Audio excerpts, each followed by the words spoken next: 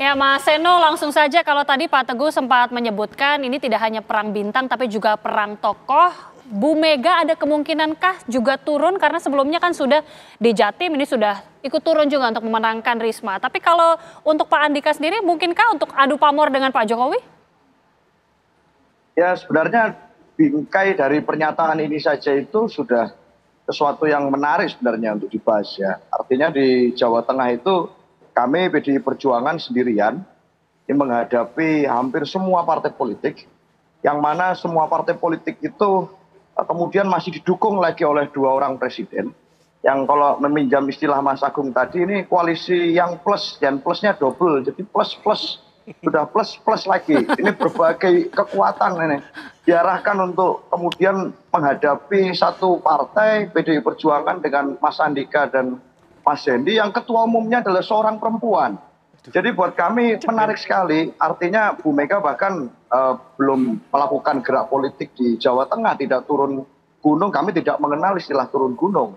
Tetapi kemudian ini seluruh kekuatan elemen partai politik lain yang itu hampir semuanya itu dikerahkan untuk menghadapi pasangan Andika Hendy. Jadi jangan-jangan sebenarnya dengan turunnya Pak Jokowi ini adalah suatu bentuk pengakuan bahwa memang pasangan Andika Hendy ini pasangan yang perkasa itu.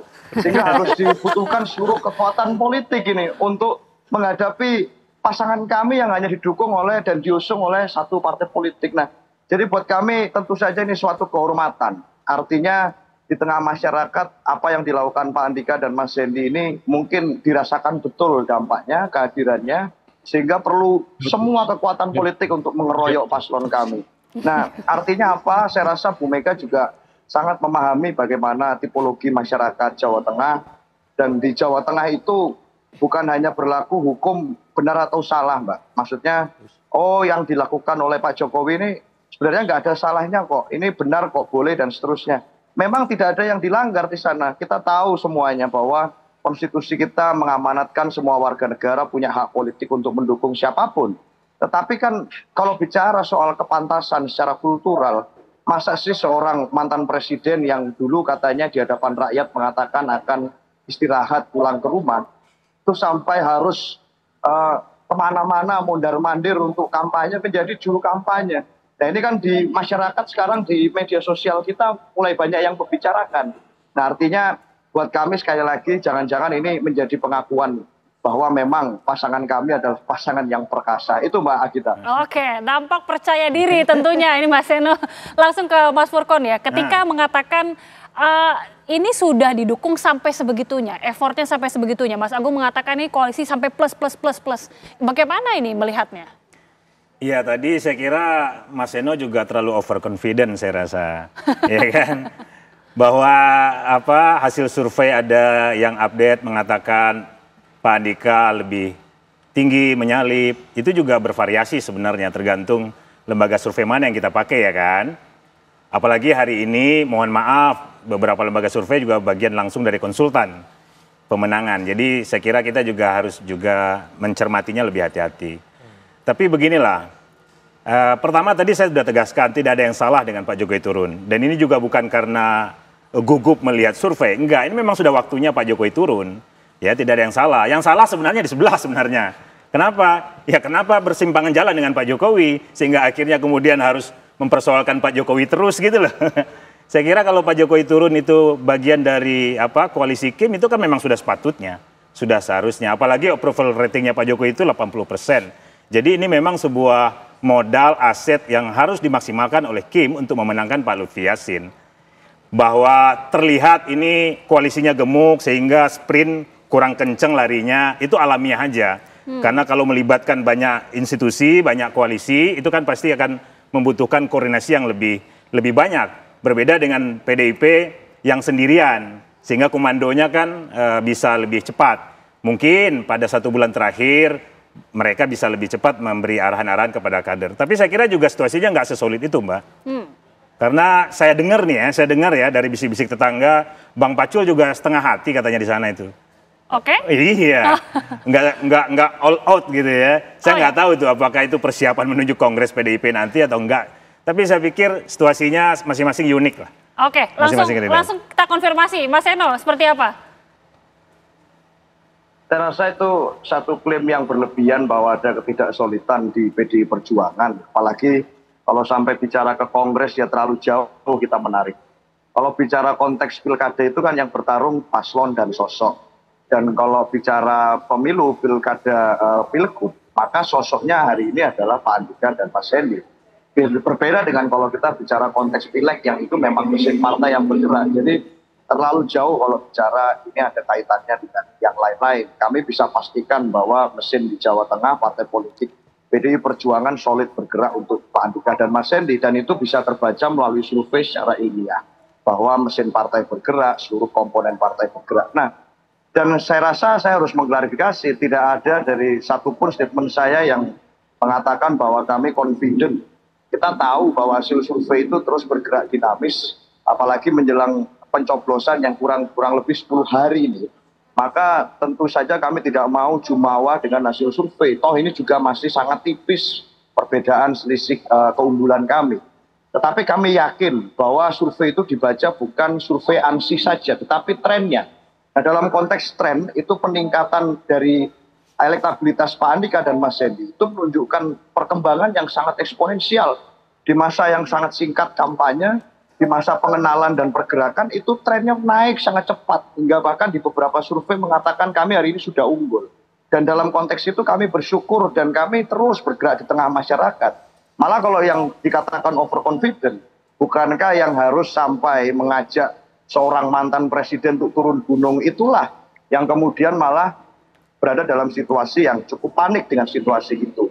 Kami malah merasa terhormat bahwa untuk kemudian kami bertarung di sana dengan fair, dengan gentle, hadir di sana calon kami setiap hari turun di tengah masyarakat, itu dengan pergerakan kurang lebih 2 bulan terakhir, dibutuhkan kekuatan seluruh komponen partai politik lain, termasuk 2 orang presiden yang sampai harus turun dan melakukan endorsement langsung kepada pasangan calon lawan kami. Buat kami, ini bukan bentuk kepercayaan diri atau overconfident dari kami, tapi kami malah merasa ini suatu kehormatan.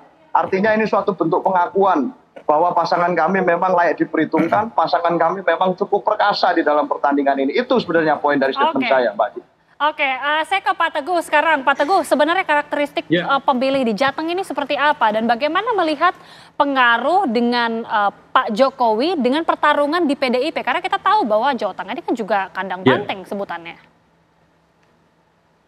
Ya, jadi kalau kita lihat histori di Jawa Tengah ini memang, Jawa Tengah ini kan dari dulu terkenal sebagai kandang banteng ya, terutama setelah Orde Baru selesai berkuasa. Kemudian kekuatan memang sangat didominasi oleh PDI Perjuangan.